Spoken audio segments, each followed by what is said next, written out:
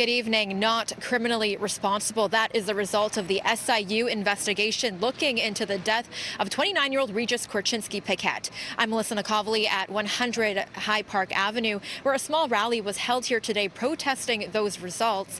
Now, the SIU investigation was launched after Korchinski-Paquet fell to her death from her 24th floor balcony. The SIU released a video statement as well as a documentation supporting their results. There were allegations in the wake of Ms. Korchinski-Paquet's death that she was pushed off the balcony by the police. The evidence establishes that this did not occur. SIU Director Joseph Martino concluded there were no reasonable grounds to believe any of the 5 officers who were in the apartment had committed a criminal offense. He says investigators interviewed all 6 officers who were in and around the apartment at the time of her death, as well as 15 civilian witnesses, including her mother and brother.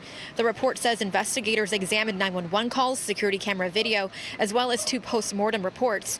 Martino says Korchinski-Paquet was yelling when police arrived, saying her brother had assaulted her. Her mother later told officers her daughter had a seizure, knocking over a TV, and her brother refused to turn down the volume. Now, Korchinski-Paquet was in the hall speaking to police, but was later allowed back into the apartment to use the washroom, where she called her father from her cell phone for help.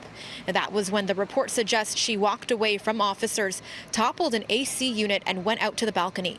The report says she very quickly scaled the balcony railing. An officer then sent everyone out of the apartment and went to knock next door, where there was no answer. When officers went back inside, they noticed a divider which would make it nearly impossible for anyone to cross over. He then looked down and saw Korchinski-Paquet's body on the ground. Now, we also heard from the family's lawyer moments ago, and here's what he had to say.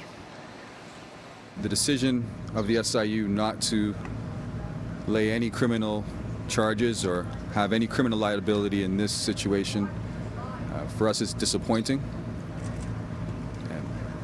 The SIU report was very thorough. However, it did leave out some key elements that the public must be aware of.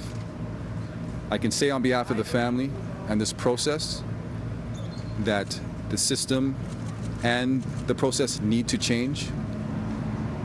There's too many barriers to evidence and information on behalf of counsel and the family that enable them to make a clear and concise analysis. Now, there's also an area of the report looking into whether racism could have played a factor. Now, I'll read you a little bit of a statement here. It says the investigation turned up no indication of overt racism by any officers involved, and that's not to suggest that questions of race were entirely absent in that encounter. Now, Toronto Police also made themselves available for a news conference today, with the interim police chief saying that he is satisfied with the SIU's results. However, there's no winning in this tragedy. As they outlined today, the SIU has cleared our officers of wrongdoing and determined that they acted appropriately and within the law. The trust of the public is of paramount importance to us as a police service. As such, it is very important that the full timeline and the facts from all sides have been released, and the details of a very volatile scene to which the officers arrived and tried to manage are now available. Now, much of the evidence came from wireless microphones used to capture some of the sounds while this investigation was taking place. Regis's mother had said previously that she heard her calling for help. Now, here's what the director of the SIU had to say about the evidence used.